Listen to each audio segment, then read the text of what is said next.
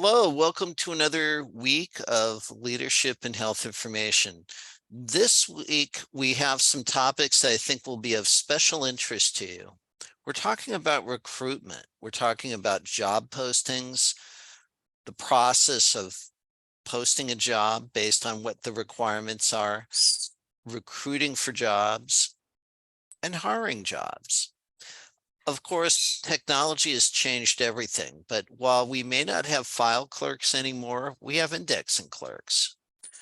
While we may not have transcriptionists anymore, we have medical editors. While we may have computer-assisted coding, now we have coding editors and auditors and privacy officers. And as the world in health information management has changed, so then our recruitment process needs to change. And we'll talk about some of those things this week. So let's get started. Okay, so I'm going to cut right to it.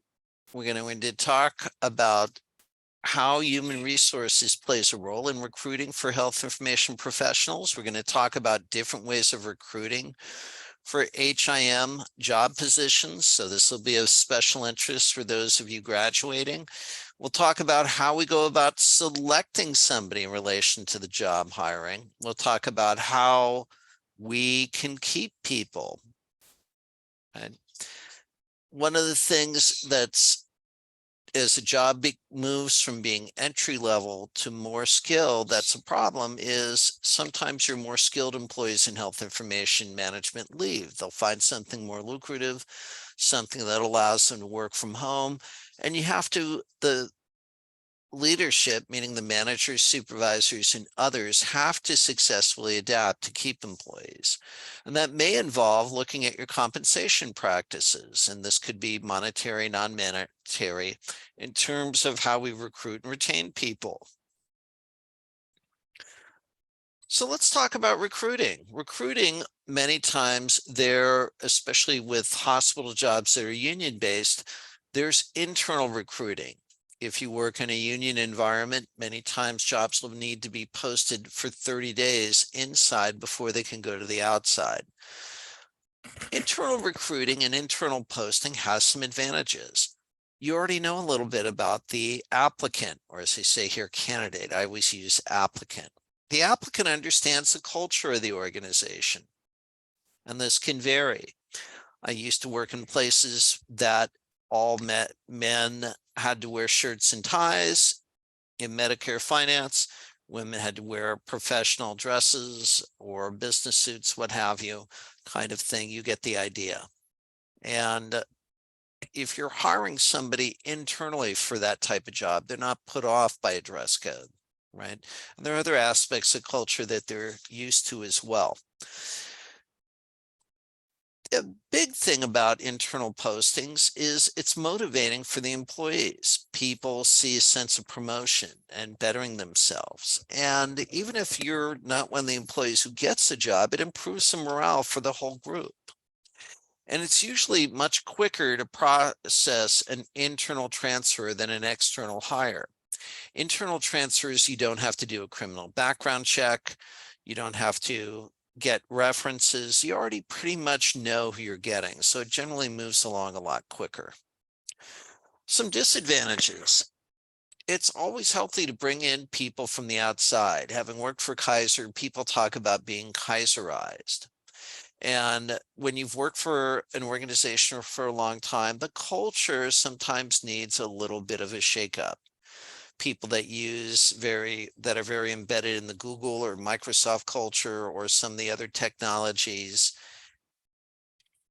informalities, formalities, and everything else, it kind of gets the same. And that's not always a good thing, particularly no organization is an island. The other thing is it can promote discriminatory hiring practices. I've worked for large hospitals where certain departments were all semi-related to each other. They were all friends. Then some of them were extended family, and this posed some problems. And related to that is the third bullet point. It leads to hard feelings if the wrong person is passed over. And then sometimes, as we used to say at Kaiser, managers would pass the trash. In other words, I have somebody I don't like, they're kind of a marginal employee, but I'll give them good recommendations so they'll transfer to another Kaiser facility, and then I don't have to be bothered with dealing with them anymore. So that poses some problems.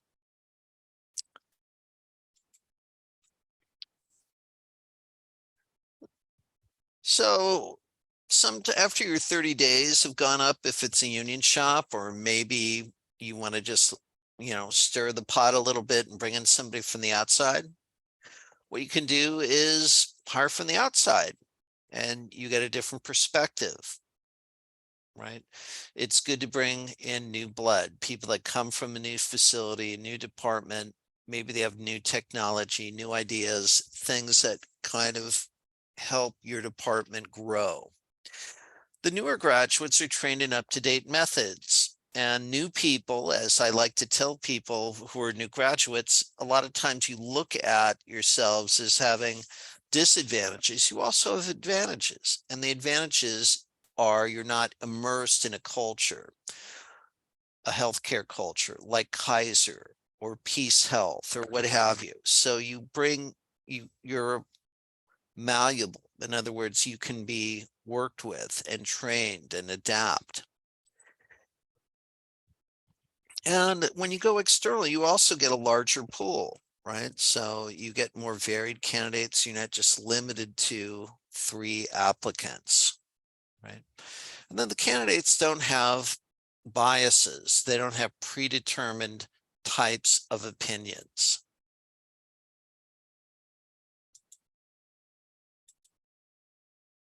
And of course, like anything, there are disadvantages. The disadvantage is you bring in somebody from the outside and they were hoping they'd get that job. It's demoralizing.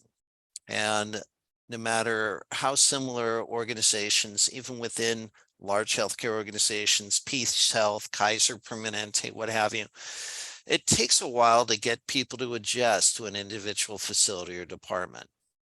And then you have much more of an unknown factor with external candidates. So all of those things are potential downsides.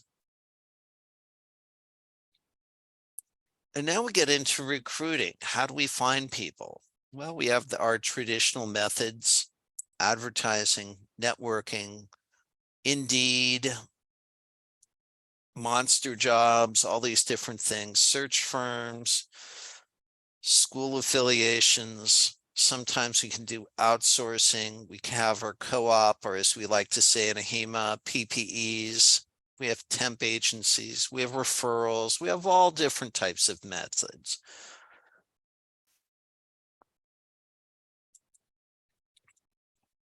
And we'll talk more about recruiting for health information management and talk about some practical examples in the next lecture. We'll see you then.